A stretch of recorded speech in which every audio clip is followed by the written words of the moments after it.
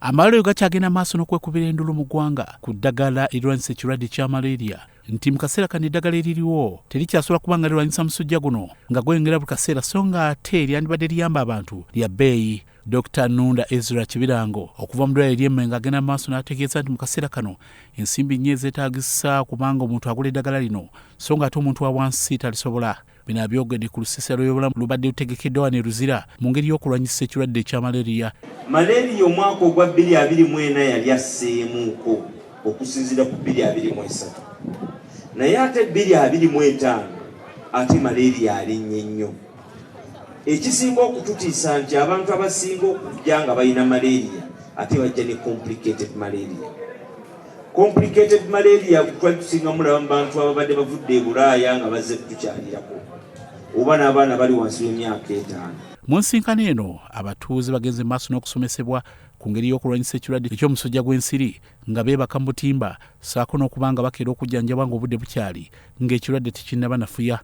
Mu kwogerako eri abatuuze, omusawo ow'emitwe Musimenta Morin ategeeza ng'omu ku bubonero obusinze okuba nga bukalubiza abantu gwe musujja gw'omutwe ng'era guva ku malaria eno. Ebiseera ebisinga abantu bagenda maaso n'okugongobala n'abasinga obungi obutadda ngulu. Abantu abangi mutera okuguyita omusujja gw'omutwe ate gutuuka eyo nga toguddukiridde kugujjanjaba. Abaana ne babula bw'aba abeera mwana muto ajja kubula ajja kulekerawo oluusi abadde atandise okutambula okutambula kujja kulema, okulowooza kujja kulema, obwongo bwe ne butandika okukola mpola n'alema okwogera n'osanga ng'omwana wo abadde akula bulungi kati okukula kwe kukomyawo n'afuukamu be muyita bakasiru, abalala babayita bakasiru, n'ekyo kijjamu oluusi amatu ne gafa. Ono agenze maaso n'okutunnyonnyola ku kirwadde eky'ensimbu engeri gye kigenze maaso n'okutawaanya abantu ng'agamba kino kijjanjabwa obutafaananako n'abagenda maaso n'okweraguza. Ebisago ebiva ku nsimbu byekubye wansi atandise okwesikaasika, temumudduka, mumuddukirire mumukwate mumutwale mu ddwaliro, temumuvaako.